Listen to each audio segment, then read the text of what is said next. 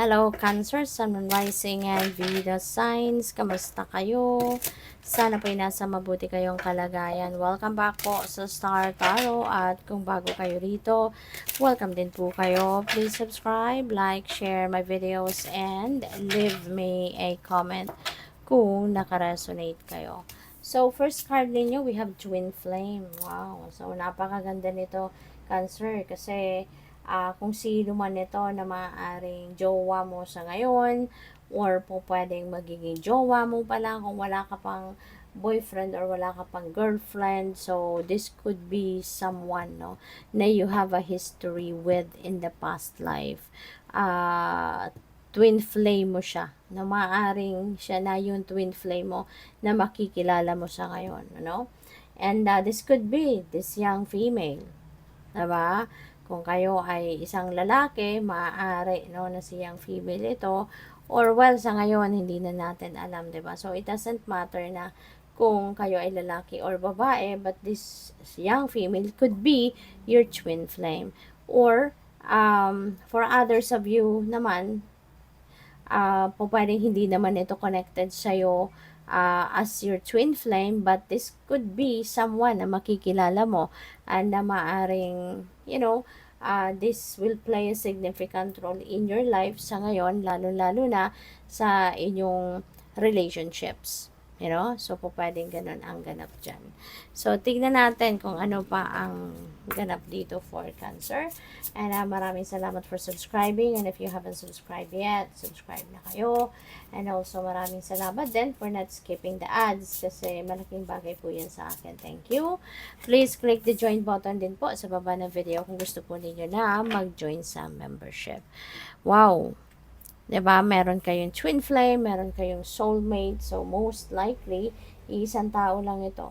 You are siguro finding talaga your soul tribe, your soul family sa ngayon. So, napakaganda, Cancer, kasi eto na, maaaring nakatakda na talagang magkita kayo at magkasamang muli, no, ng inyong person na ito, no, yung magiging, yung twin flame mo, at the same time, that could be also your soulmate, no, that happens, that really happens. At kaya naman, no, siguro, ito na yung inyong magiging jowa, or kung wala pa kayong jowa, pero kung meron na kayong person sa ngayon, no, pwede na si person ninyo sa ngayon, baka ngayon mo lang ma-realize na, you know what, parang nararamdaman ko na ikaw yung soulmate ko, 'di ba? Kasi hindi mo talaga makikilala lahat-lahat about the person hanggat hindi mo nakakasama, hindi ba? Hanggat hindi kayo nagsasama sa iisang roof, ika nga, 'di ba? Hindi mo talaga makikilala ng mas malaliman, no, yung tao.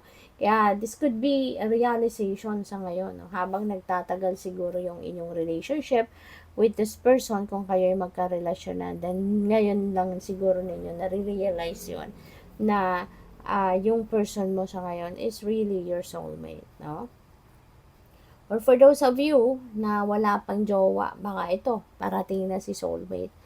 'Di ba? Makikilala mo na siya at siya din may maaano mo na, makakasama mo na. So we also have open yourself to others. Okay? Open yourself to others. This is how you will create new friendship and attract a love relationship. Kasi nga naman, kung closed off ka for friendship, closed off ka para sa mga manliligaw, so walang chance, 'di ba? Kasi hindi ka nagbubukas ng sarili mo para sa iba. Hindi ka nag-entertain ng manliligaw siguro.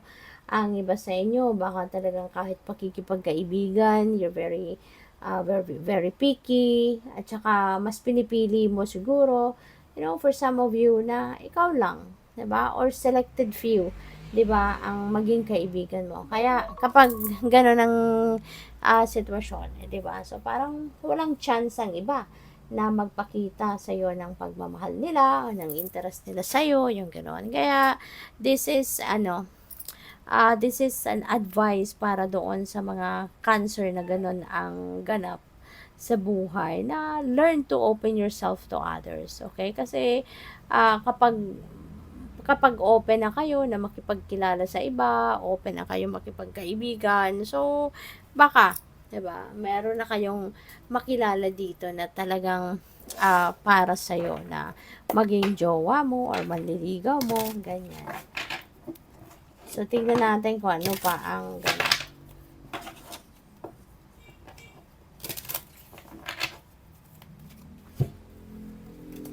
So, we have the Ace of Wands. Ayan. So, Ace is a new beginning energy, you know.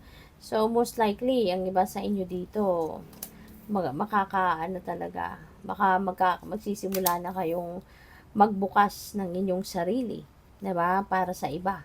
Magbukas ng inyong puso para sa iba, 'di ba? Maaring some of you is going to change na ngayon your perspective, no? At from being closed off to people, baka ngayon baka maiba na talaga ang ihip ng hangin din at baka magsimula na kayong maging matapang, 'di ba? Nabuksan ang inyong puso, ang inyong sarili para sa iba, para sa mga bagong magiging kaibigan or sa mga bagong pwedeng manliligaw, 'di ba? Or a romantic relationship. So, we have Hermit. Ayan. So, this is time para ikaw ay magmuni-muni, magnilay-nilay.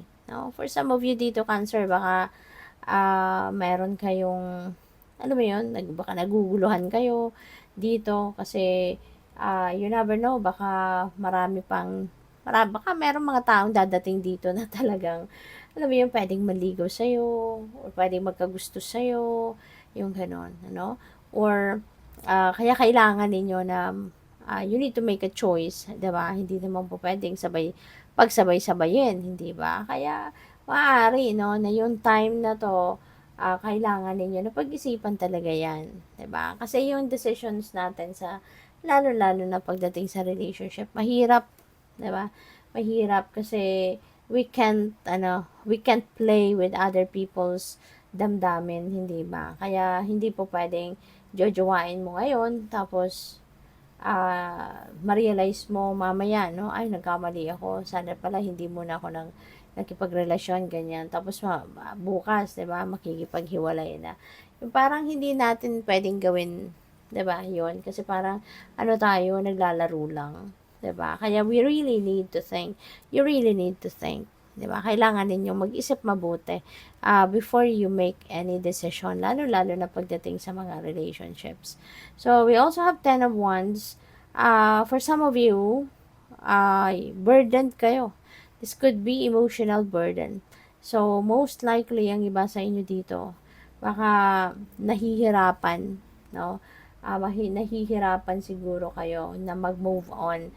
Feeling ko dito, ang iba sa inyo dito, baka nanggaling kayo sa isang failed relationship and for the longest time, baka nandyan sa dibdib ninyo yung bigat pa. Maybe hindi pa ninyo na-overcome ang ang relationship ninyo na nag-fail in the past. Baka hindi pa kayo nakakapag-move on dito totally. Kaya parang nahihirapan kayong magsimulang muli kasi nandiyan pa sa dibdib ninyo yung bigat, yung sama ng loob, yung galit.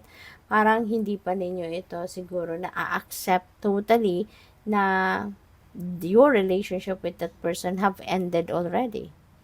'Di ba? Kaya maaaring nahihirapan kayong mag-move on. So, yun ang napipick up ko dyan for some of you. There is an offer. Maaari, no, na yung offer na to could be apology.